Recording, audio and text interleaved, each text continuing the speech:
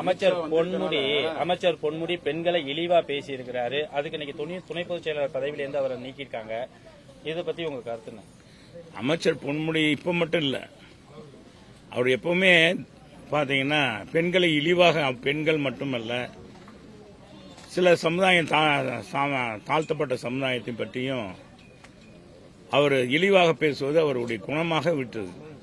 இந்த போக்குவரத்தில் மகளிர் பேருந்து நிலையத்துக்குலாம் நாங்கள் கட்டணமில்லா பேருந்துன்னு போடுவோம், இவங்க இலவச பேருந்துன்னு போடுவாங்க. இலவச பேருந்துன்னு அறிவிச்சதுனால பார்த்தீங்கன்னா எல்லாம் ஓசியிலே இங்கிருந்து போறீங்க, கோயம்பேடு போறீங்க, பாரிஸ் போறீங்க, அந்த அளவுக்கு ஓசி அப்படின்னு கேலி கிண்டல் பேசினார்.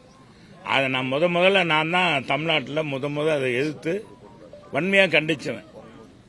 ஏன்னா அமைச்சர் பதவி என்பதே ஓசி தான். அவங்களுக்கு கொடுக்கிற அத்தனை சலுகையும் ஓசி. அவங்களுக்கு கொடுக்கிற பிஏக்கள், அங்க இருக்கிற வீடு, பங்களா, அனைத்தும் காரு, இப்ப இங்கிருந்து பிளைட்டு, இப்ப கூட டெல்லிக்கு போனார். டெல்லிக்கு இவர் காசு சொந்த காசா போட்டு போனாரு.